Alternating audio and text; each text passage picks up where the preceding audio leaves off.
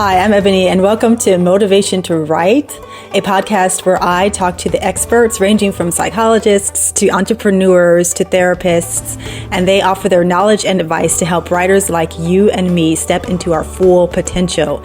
And I'm very excited today because I have the first person to earn a PhD in positive psychology. Dr. Orin Davis is my guest today. He is a self-actualization engineer, and he's going to talk to us about how we can step into our full potential.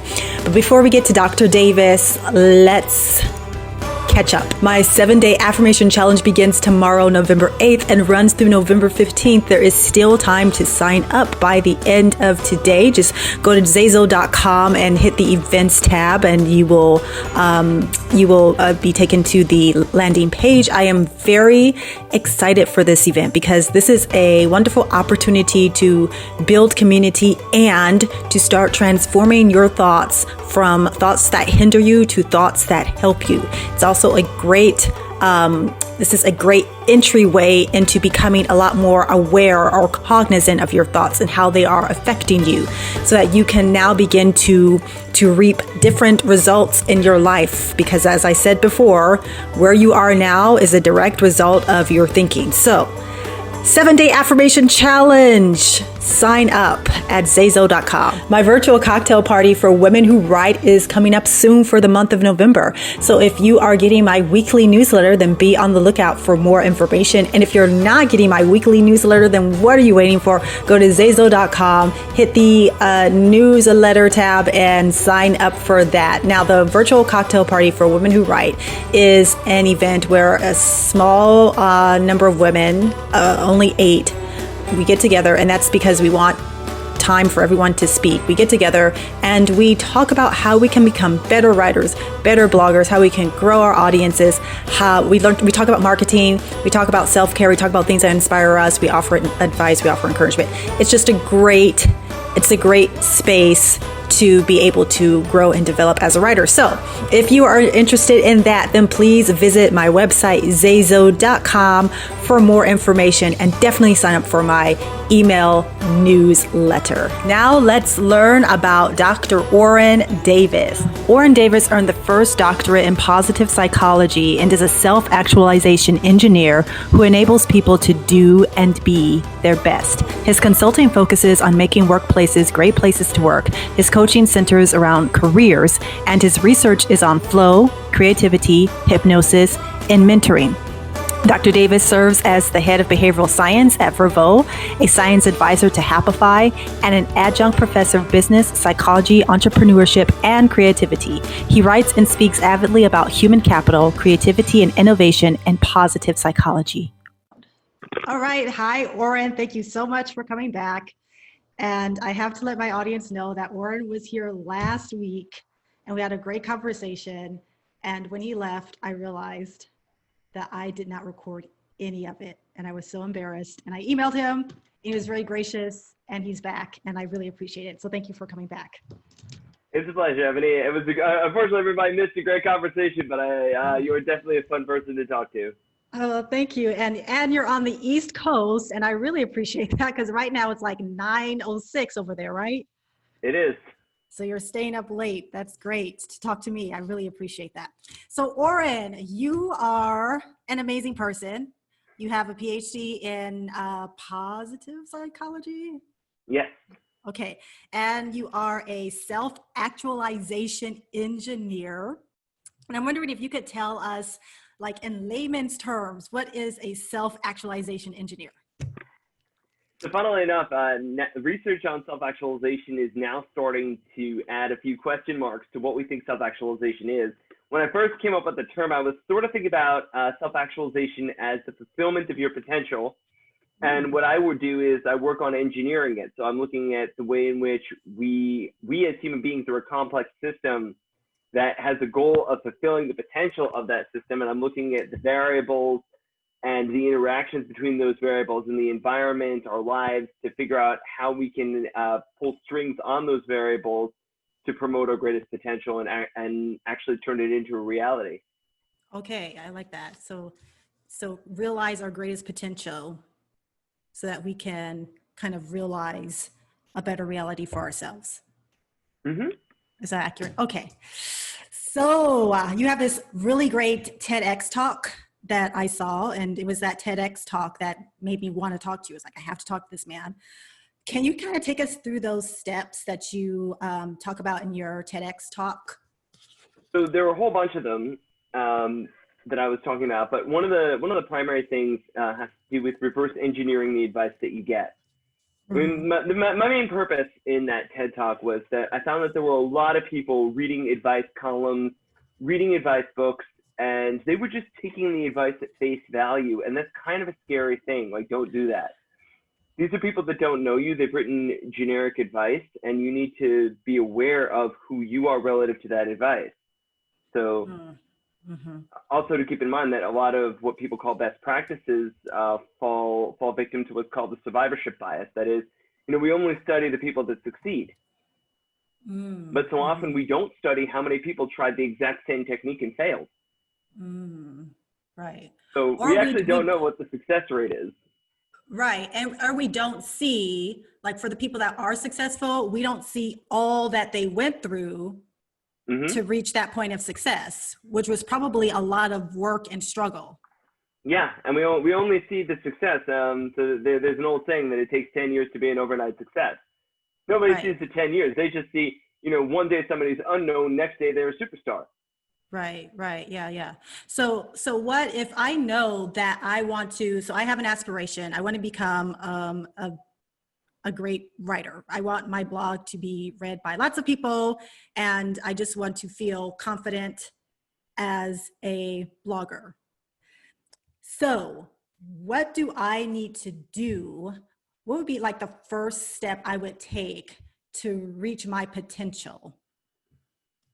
Step one would be to separate those two aspirations. Because your confidence as a blogger should not have anything to do with the number of people that read it. The number of people that read it has to do with how well you're known or your marketing machine. But I would say definitely don't assess your ability on the basis of your marketing machine. You could be, theoretically, I'm throwing out hypotheticals, you could be the world's greatest blogger right here, right now. And you could be the world's greatest writer right here, right now. And still nobody could know your name. Yeah, and nobody would be reading you. But you're still the best blogger in the world. Right. Yeah. Okay. Because I think a lot of people, now that I'm thinking about it, we conflate our ability with popularity. And they're not the same. Everybody assumes, if you're good enough, everybody's going to pay attention. And there's always that expression, be so good they can't ignore you.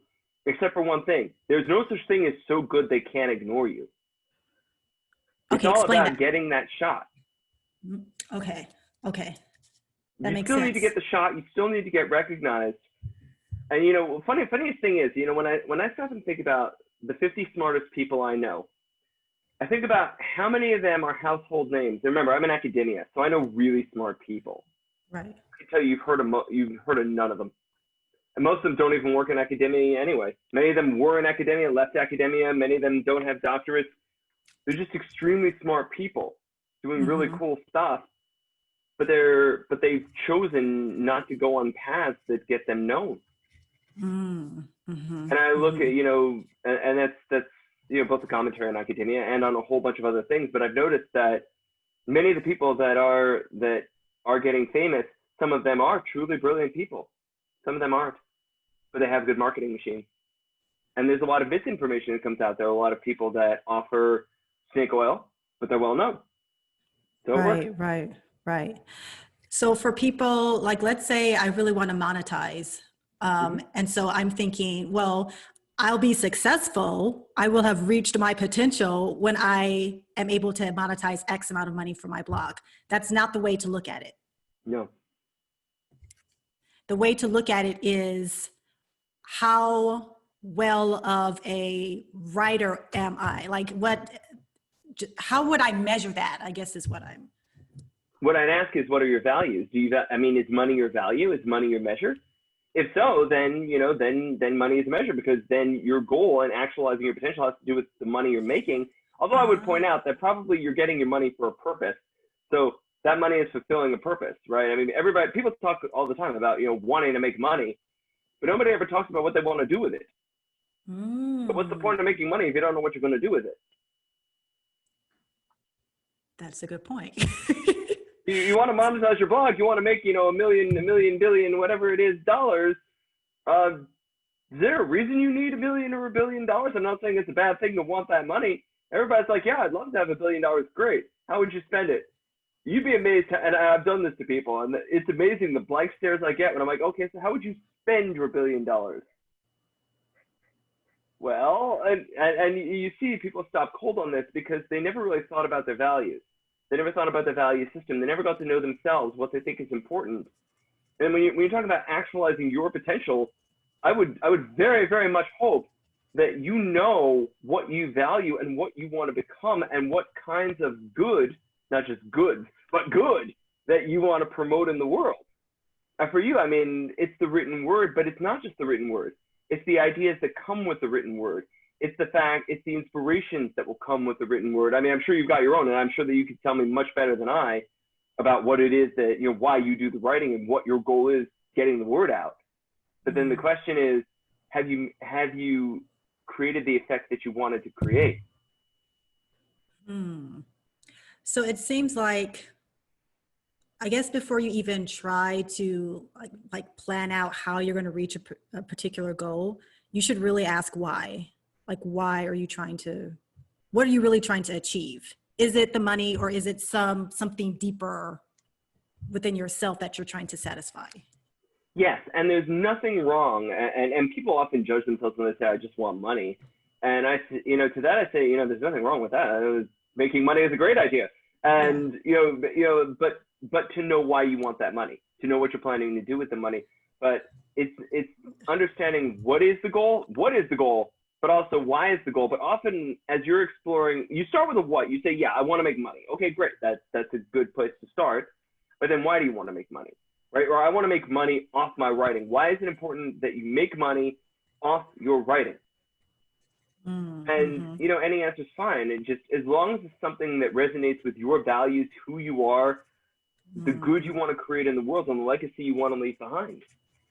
Okay, you kind of said a lot there, because I want to talk about. So as you were speaking, I had the thought, what you're saying makes sense, because if I say that my goal is to earn X amount of dollars through my writing, I could earn that and way more than that, and I could still be unfulfilled or feel unfulfilled or be miserable. And it's because what I thought I wanted, that money, isn't really what I wanted. I have a value that I'm just not paying attention to, assessing, or fulfilling. Right. Okay. So how do we figure out what our values are then? So part of that is getting to know ourselves and understanding what we consider to be important. For many people, that's really hard to do. So we often start with our cultures or our families. Like, what are the things that, really, really are the principles that our family never compromises on? And those could be things from your parents, from your siblings, or maybe things that you started to do when you started a family. I don't know if you have one, but when you start a family, if you get a partner or a spouse, or as you're establishing yourself, there are certain things you're just not willing to compromise on, or certain things that you consider important. Often the way you know what you value is that you know that you're willing to exchange things to get it, whether it's your time, your effort, your energy. And in some cases, you're willing to take losses or to pay for your principles. Okay. So the things that you're not willing to compromise on. It's often a good place to start. I mean, it's not the end of the conversation, but if you get stuck, that's a great place to do it. Like, it's sort of like you can come up with a list of things where people say, I'll give you $1 million to X. What can you come up with a list of things that they could replace for X, for which you'd say, absolutely not. It's not worth $1 million. Now, there's the old saying that everybody has a price. That's true. But the reason why everybody has a price is that they can come up with an alternative for that money. Okay. That now you're giving them enough money that they can fill a whole bunch of other principles by violating that one. At what point do certain other principles be worth more than the one that you're talking about violating? That's the whole point of everybody has a price. But The point is, if somebody offered you $1 million to something, you know, what would you say no to? And perhaps for you, you know, as a writer, there's a certain amount of integrity that you have to your principles in your writing.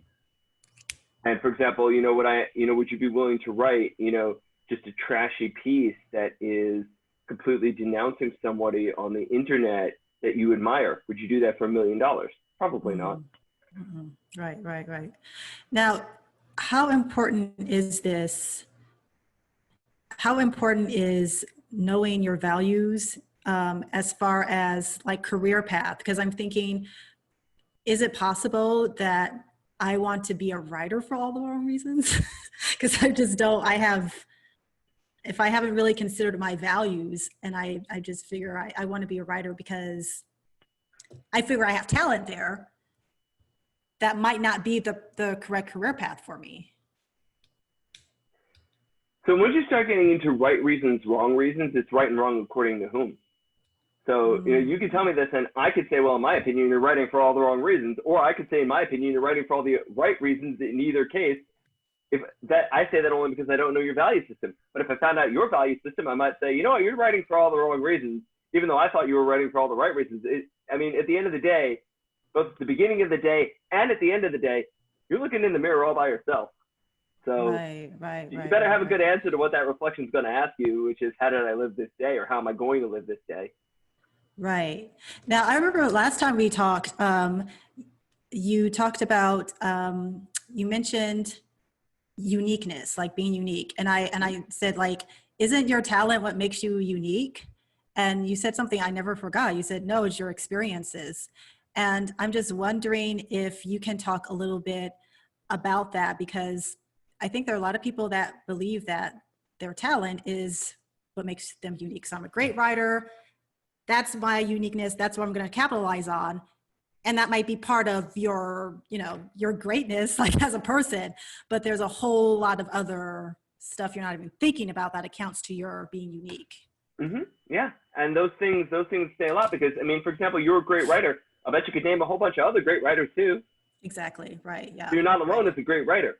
Right. And as I recall, you identify as a Black woman. Yes. So I mean, even if you tried to say I'm a Black woman writer, there are still brilliant Black women writers. Right. I'm currently reading through some of them right now. It so happens just what's on my bookshelf, but and what I took from the library. But so there are lots of great Black women writers too. And so far you're not really unique. You're from California, still not unique, or if you were from New York, still not unique. But those experiences that you've had on a day-to-day basis, as you drill down, there's a certain collection of experiences that makes Ebony Haywood. Mm-hmm. Mm-hmm. And you draw from those experiences, you draw from them in the way that you write. It happens, currently I'm reading something about Octavia Butler, one of the female Black I just read one of her books, Kindred. I just read Kindred. Yes. So read it, I think a while ago. Not remembering it because it was a while ago. But part of it is, you know, her experiences in life probably made a great contribution to how she wrote Kindred. Mm-hmm. And happens that I'm currently reading Dawn. But, you know, I have to wonder, and one of the things that I've noticed is, you know, Octavia Butler has a style throughout her books. If you've read Parable of the Sower, if you've read Dawn, some of her other books, one of the things is that she has a lot of Black protagonists, which, you know, you've got to imagine that some of that is going to be because of her experiences in life. Right. And, you know, that influences other people. Also keep in mind that, you know, for those who may not know Octavia Butler, I mean, she's much older. She's a much earlier generation sci-fi writer. I heard of her because my sister was reading her books in school. Was actually being assigned, you know, in school for her in the 90s. So this is oddly enough pretty old literature. And so you're seeing a woman, a Black woman science fiction writer who, you know, was very much active during the civil rights era in the United States. And you really do see that influence in her work. And she makes rather incredible characters. And this is somebody who's really writing about the future. And I think that a lot of people, like as far as writers, their uniqueness, as you said, it influences your writing style and also the content. And I think the content part is really important, because I can remember like 10 years ago, I really wanted to start a blog and I had no idea what to write about. And I wasn't considering at that time all the experiences that made me unique. And I could have written about some of that. But I think I was so focused on, I have to be an expert at something. And I was just considering all the things I've learned in school, like, you know, music and literature. And that wasn't really what I wanted to write about. But had I considered like the breadth and depth of my uniqueness, I could have found something to write about. Absolutely. And what's interesting is, like, when you talk about your college major, you weren't the only person in that major, most likely. Exactly. Yeah. No, I wasn't. That would have been a lonely college experience, Orin, if I was the only one in that major. Oh yeah. and the thing is that, so in that sense, the richness that you add to that major is all the things, all the experiences that, you know, make you up. You know, they say in writing, I love writing. So, and I do have my own blog, and I'm hoping it gets more hits, but, you know, they say write what you know, or part of what you know is your own autobiography. Right, exactly. You know your experiences in ways that other people don't, and you can speak to it in ways that, you know, other people are not going to know. Right, yeah. Okay, so let's talk about the person who maybe they know their values, they have a goal, they're very clear on why they want the goal, but they're really scared to take that first step. They're scared to move forward. And I know you mentioned in your TED talk that something to the effect that we tend to overestimate our emotions. So we might be scared to take a step because if I do this, I'm gonna fail and I'm just gonna be depressed for a month or whatever. And that probably won't be the case, right? So the way I kind of phrase this is, you know, this is research, not my own, but it's pretty well known research in psychology. If I asked you on a scale of 1 to 10, how happy would you be if I ended up sending you a box of chocolate tomorrow? I'd be 10. Right, except for one thing. When you open it, if I asked you how happy you actually are, you'd probably be like, I mean, I love chocolate, but you know, it's a 7. You know, I'm glad to have chocolate, but you know, it's not the 10 that you just said right now. It probably wouldn't be, right? If you just got that, it's like, you know. But it's the same thing for, you know, if things go wrong. How bad is it going to be? How catastrophic is it going to be if things go wrong and everybody goes, oh my God, that's like a 10. And then, you know, if that actually happens, you ask them how'd it go. They're like, yeah, it was like a 7. Right. Yeah. You overestimate how good and bad things are going to be. Right. And I love that story you told about Lurch, because I think that ties into this. Yeah, it's that's about, so this is the story about the most famous and iconic line from the Addams Family, Lurch's line, "You rang," which you know, they one of the Addams pulls the gong, he walks in, gives that line. The funny thing about that was that the actor, it was an ad lib. And that's the thing a lot of people don't realize, is that actually that was not in the script. According to the design for the character of Lurch on the Addams Family, he was supposed to be the silent giant, for lack of a better term. And the actor talking about it, and I'm sorry that I'm forgetting his name off the top of my head, but the actor talking about it said that he was sick of the big dumb guy trope. And he really wanted to push back against this. And so he just decided, when he walked in, it just came out of his mouth that "you rang." And because of that, because it hit so well, he got that shot, it landed, it was beautiful. And after that, Lurch actually does, throughout the Addams Family later on, he has a little bit of dialogue, not a lot, but he does actually speak. And, you know, the actor's decision to ad-lib there turned a silent character into a speaking character. It shot to hell, you know, some of the tropes that were getting represented in the media. And, you know, just like that, he breaks some barriers. But it was that courage, that step he took to actually try that line. I don't know how much he thought about it, or how, what am I trying to say? Like, he obviously improvised. I don't know how impromptu it was, but the fact that he did that, like the courage it took, and then you had this great outcome. Had it been someone else, they might maybe have overthought it, and then like overestimated the consequences and just completely kept it to themselves, and we wouldn't have that. Yeah, I mean, what if he had been afraid of getting fired? I mean, the reality is most likely the worst thing that would have happened would have been cut. Right. And you have to redo the scene, and you get a dressing down with the director, and you have to redo the scene. But most people would have thought, like, maybe the biggest fear could have been getting fired, but it's not. Mm-hmm. That's realistic. That's not realistic. And getting that feedback, just to realize that it may not have been that way. And by the way, if the director, gets on the actor's case about it, it may very well be that one of the other actors gets up there and says, "Actually, you know what? That sounded kind of good." Right. Yeah. I love that story. It's just so, it's inspiring, because I feel a lot of times when we start something new, like for example, starting a blog, it's not going to be it's never going to be perfect. Like the first round. Right. And so you're going to make mistakes and you're going to fail. But you have to take that chance. Like you have to take that. You have to take action, I guess is what I'm saying, just like the Lurch character, or the guy that plays Lurch character did. Because if you never take action, you're just going to stay in your head and never go anywhere. That's all, you're just going to stay there, right? Never. Yeah, I think the founder of LinkedIn said something to the effect of, if you're not embarrassed by your first product, you waited too long to launch it, or the first version of your product, you waited too long to launch it. Right. Yeah, that makes sense. Yeah. So can you talk a little bit about sometimes how it's difficult for us to accept the vision that other people have for us, like the bigger vision they have for us? Talk a little bit about that.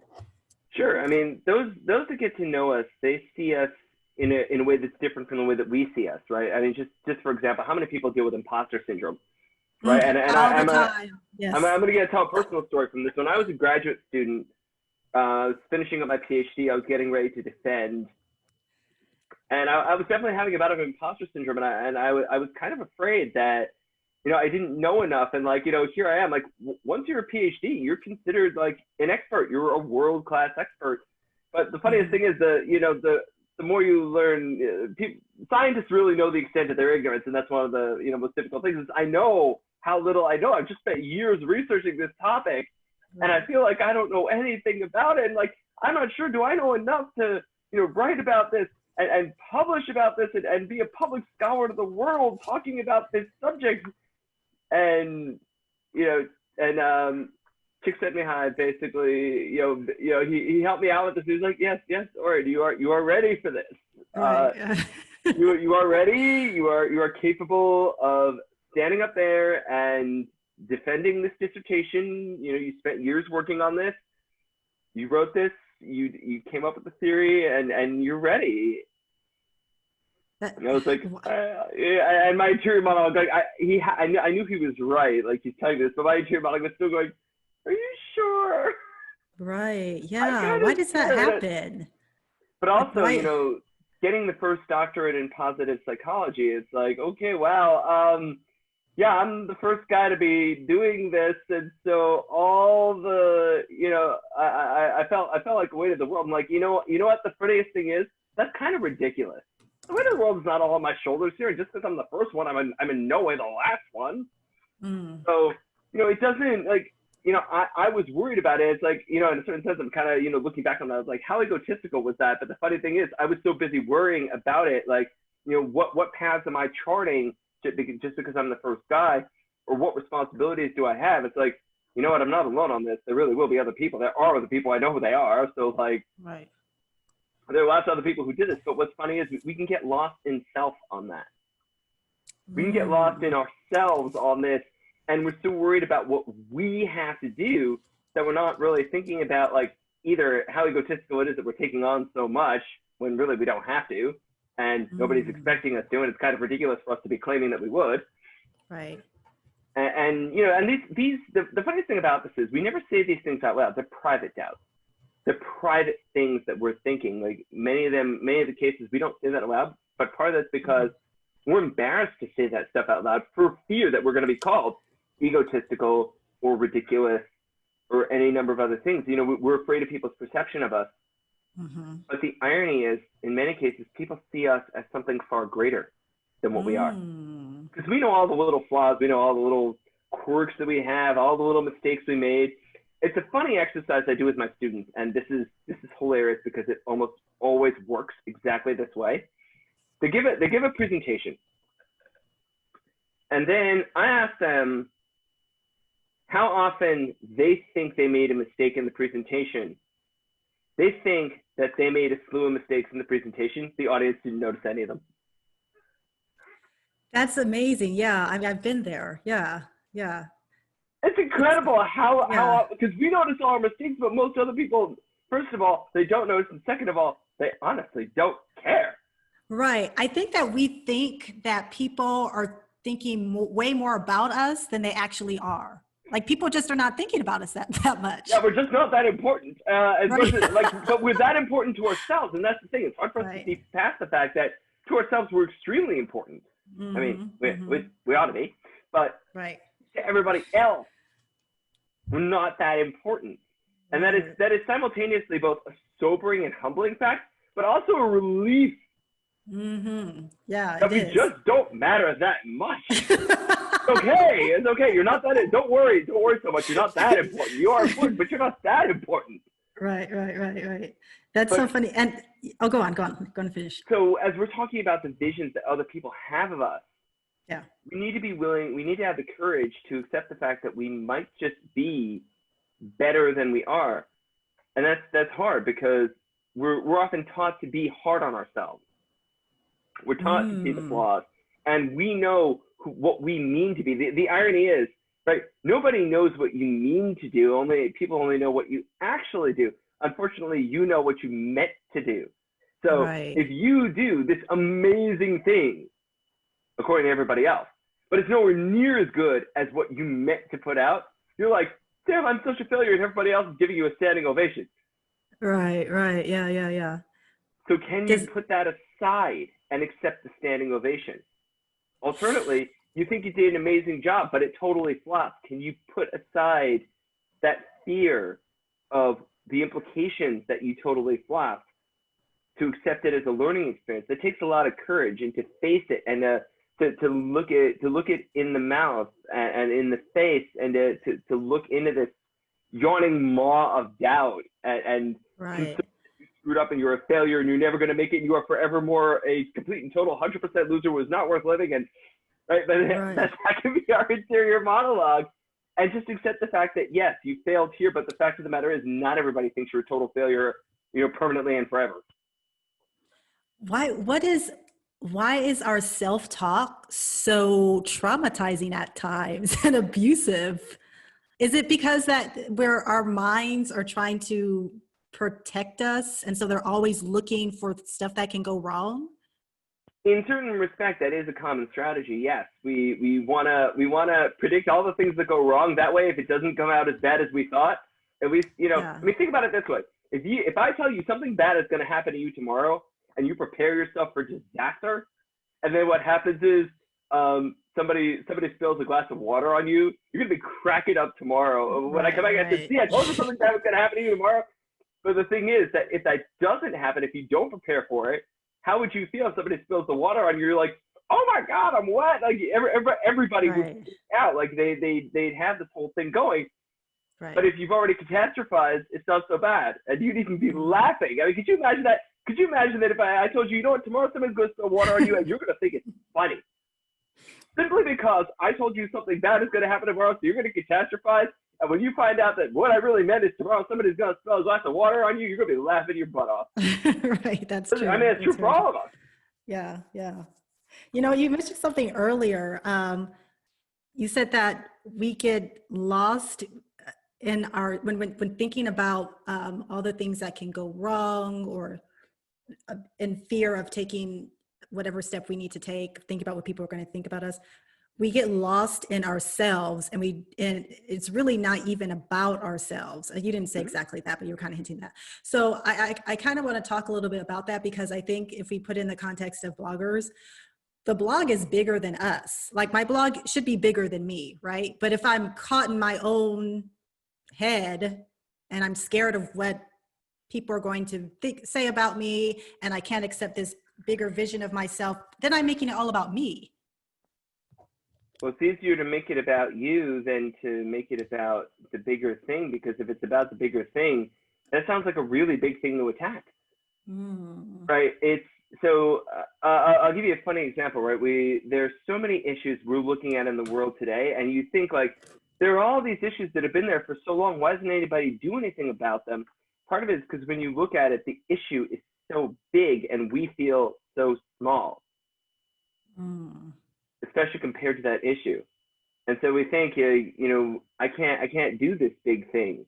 It's just me. It's easier to look at the little thing than the big thing. We're smaller. Wow. And, also it's easier, like, to think of the consequences, right? If you go after, let's say, for instance, sustainability, right? Environmental sustainability. You go after environmental sustainability, to look at the magnitude of what happens if we fail to create sustainability, right? The magnitude of that is huge. Whereas, like, what if I fail? Well, if I fail, I'm just one person. That microcosm. Right. I don't even know if this ties in, but for some reason, I started thinking about, like, when you see someone on the side of the road and they're having car trouble, whatever, and you don't stop because you figure someone else is going to stop. For, like, you figure, like, it's not, well, I can't.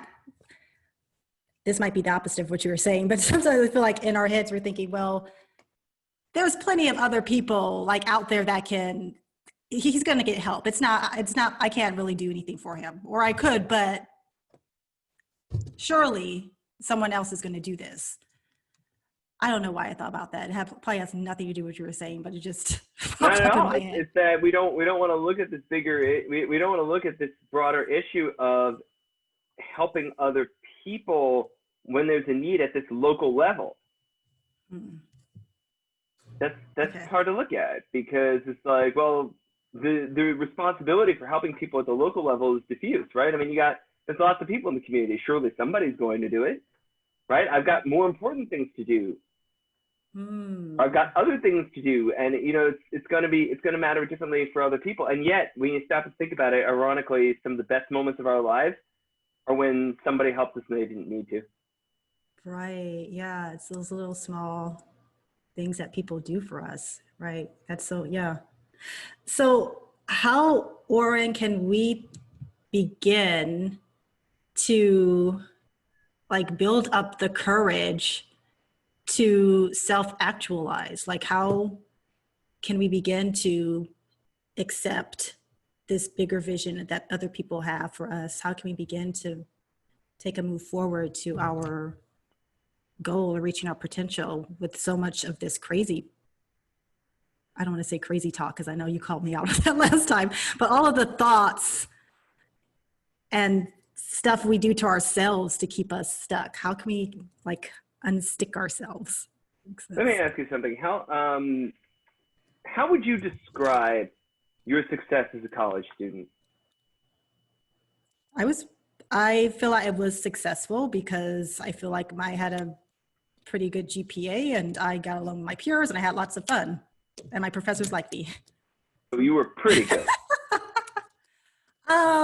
Okay, yeah, I was pretty good in comparison to I want to point out to you that you talked about, like, the ultimate, like, that list of things that you pointed out is like the ultimate success in college.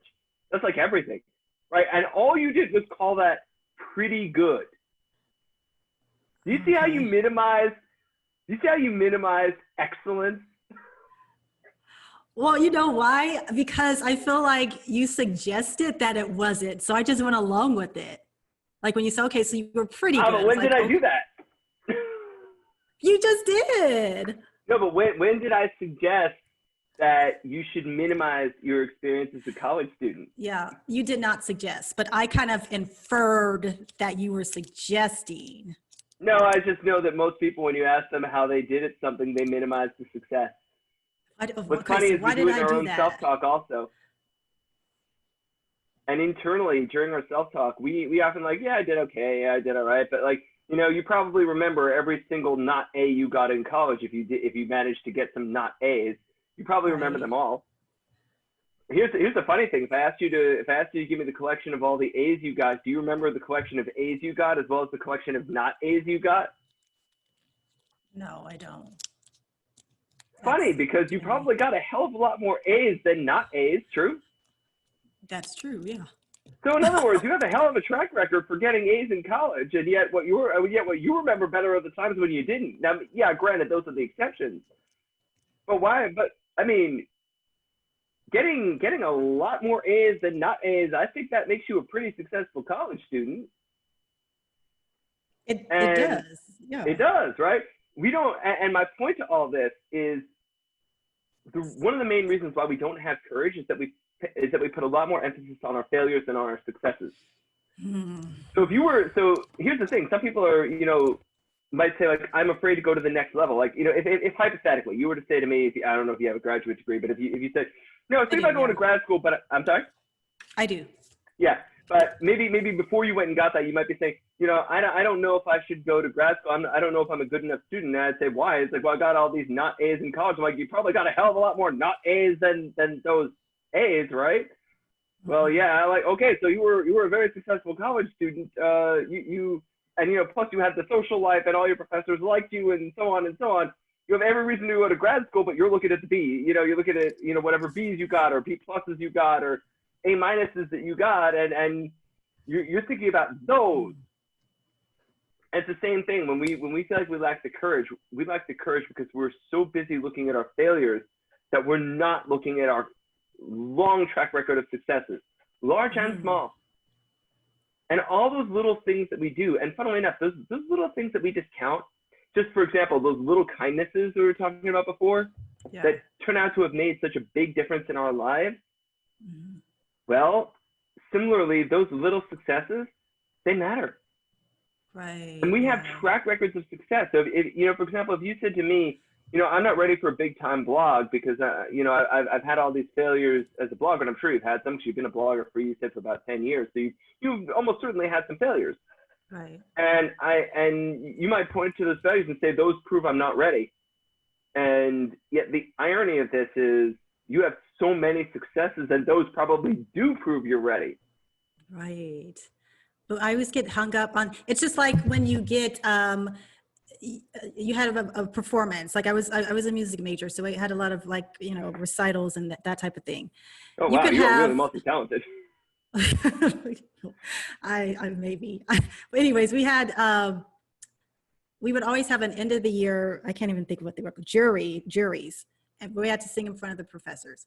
And I could have like 4 out of 5 professors write wonderful remarks about my performance, and I have one, and I can still remember what her comment was, and I can remember what her handwriting looked like, and all I can think about is that one poor comment as opposed to the 4 out of 5 great comments. It's just, it's crazy how that happens. Yeah, how would you, let me ask you something. As a professional blogger, if I told you that I want to refer, that I think people should start paying attention to this blogger for whom 80% of her readers think she's brilliant. Do you think that's a blogger everybody should read? Sure. 4 out of 5. Right. You see my point? Yeah, that's. And we're so busy looking at the other 20% that we're missing the fact that 80% of the people think our blog's brilliant.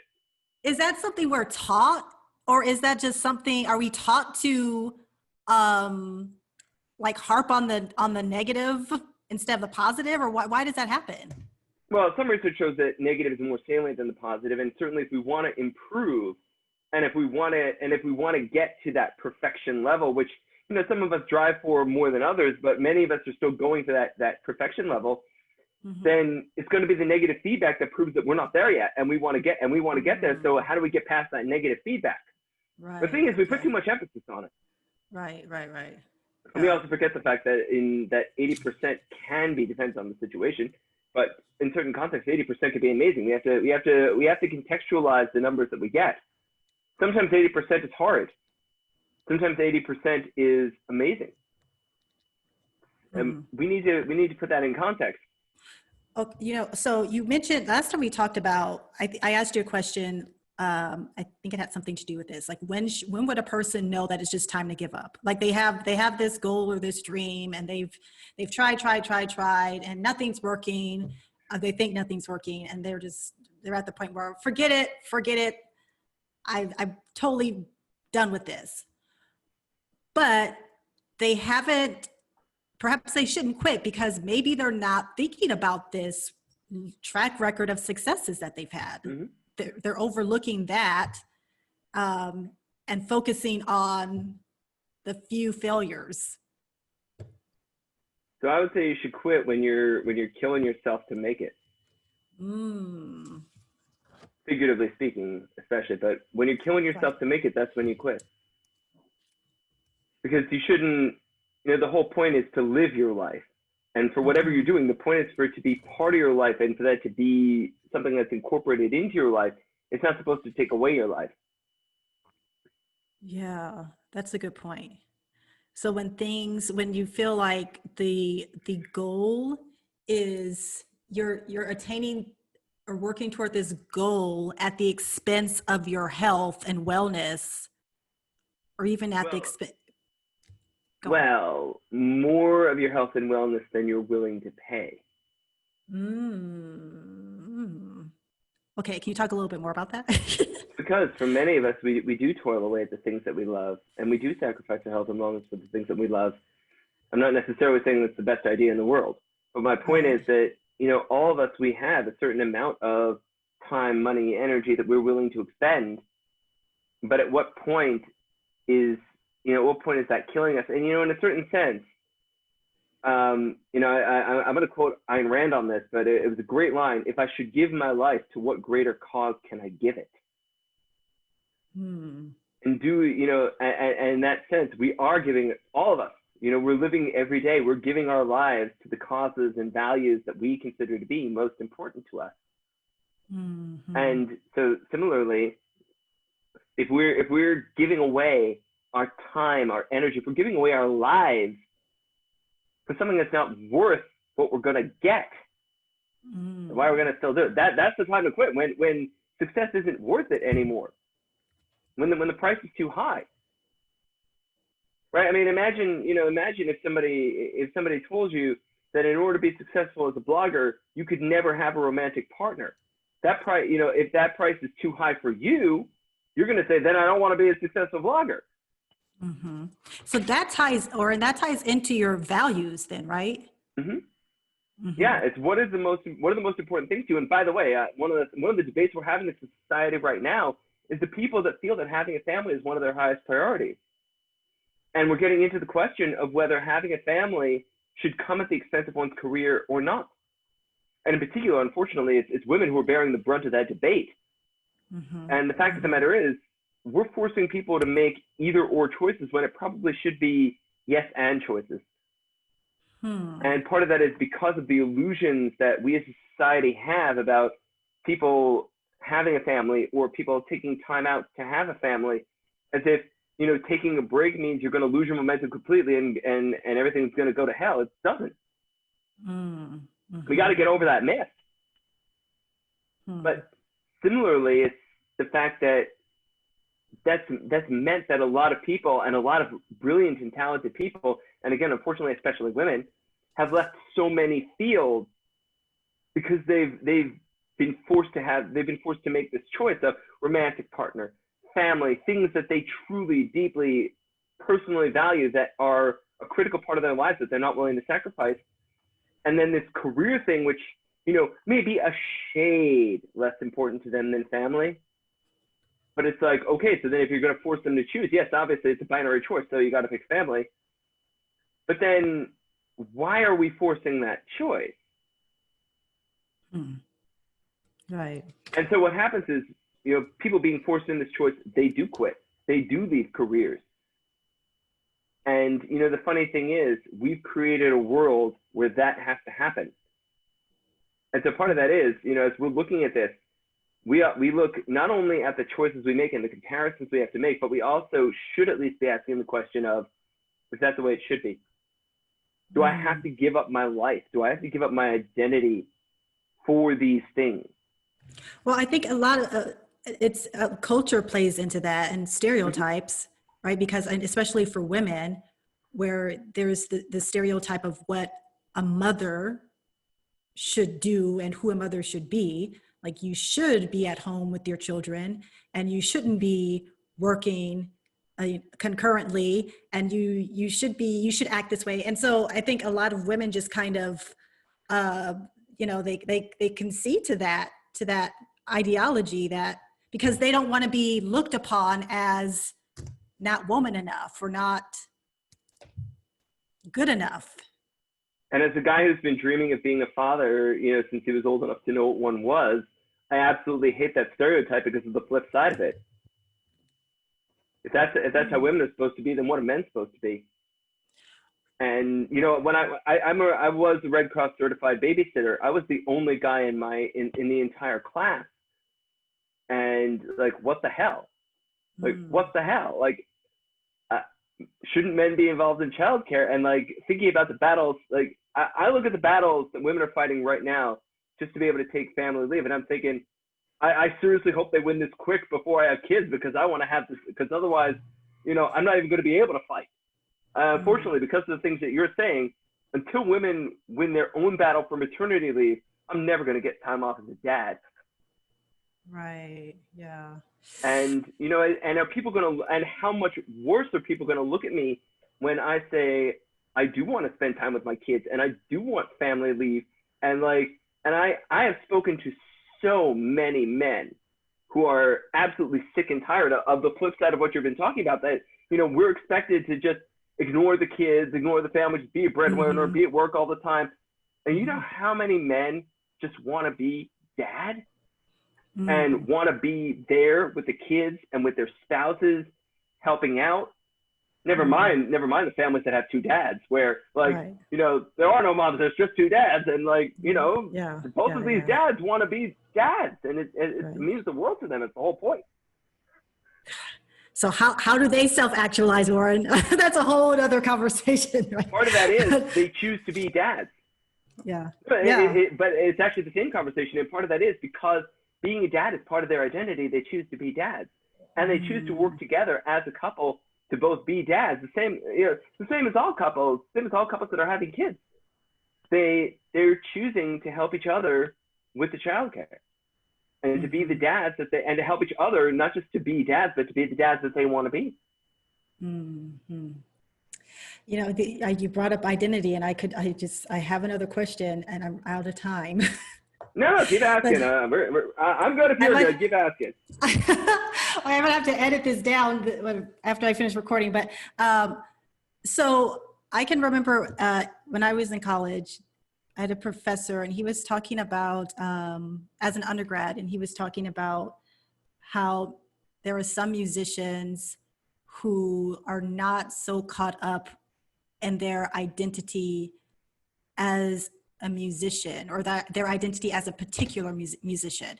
And he brought up like Miles Davis, and how Miles Davis was able to always kind of like morph into different genres. And so he did like like cool jazz in the 50s, and he did avant-garde jazz, and he did funk jazz.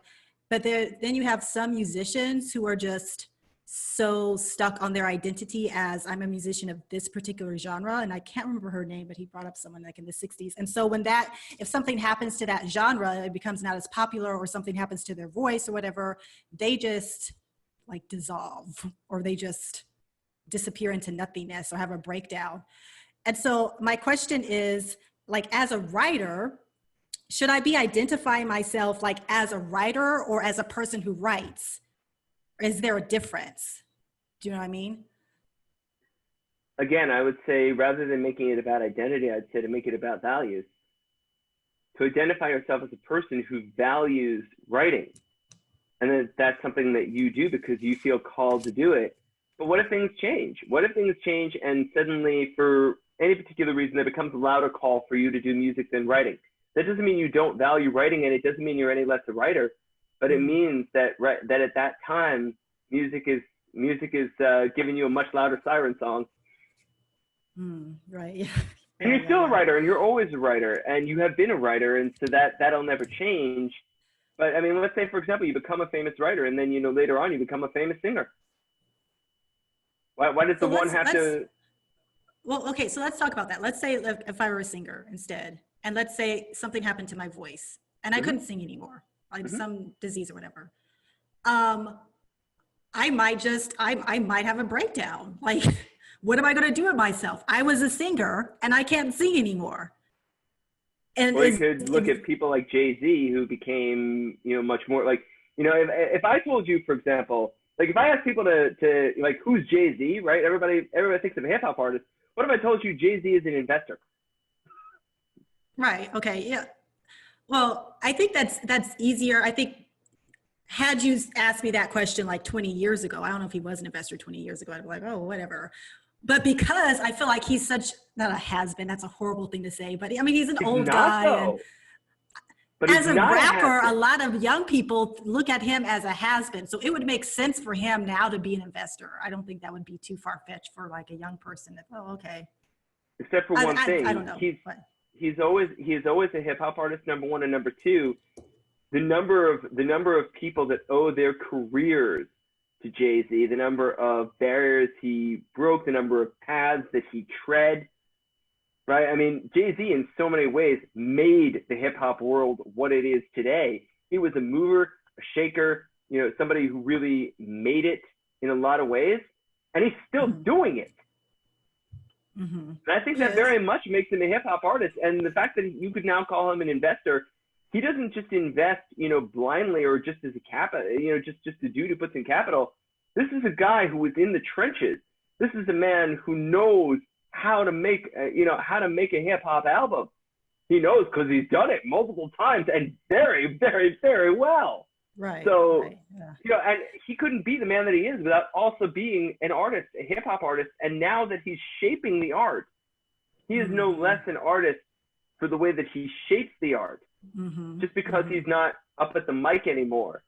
That doesn't matter. Right. He's still shaping hip hop. Orin, it's been wonderful. Tell us where we can find you. So I run the Quality of Life Laboratory. That's www.qllab.org. And people can find me on both Medium and Twitter at DRORINDAVIS, Dr. Orin Davis. And those are the three best places to find me in the world. And hopefully folks enjoyed the TED Talk as well. Yes. Thank you so much. It was so wonderful talking with Dr. Davis. The biggest takeaway for me, there were many takeaways, but the biggest takeaway for me was to remember all the successes when I'm so stuck on thinking about a failure, or when I'm so stuck on harping on some criticism. And I'm ignoring all of the encouragement coming from this side. I want to just focus on the little bit of criticism coming from over here and ignore all of the empowerment coming from over here. So, and when you're in a situation, and I know all of us tend to do this, right? We always tend to harp on the negative versus the positive, but whenever you're in a situation and you feel like you cannot push through, you feel like you want to give up, you feel like there are too many people who are against you, just remember all of the successes that you've had. All the successes. You've had more successes than you have failures. Just in life generally, you've had more success than failure. So that is going to be what will sustain you and what will help push you through to your next success. You don't overestimate your emotions. Remember, you're going to be okay. You're going to be okay. So next week I have Miss Richelli. It's so funny because when I first met her, I was like, Rochelle? How you say her name?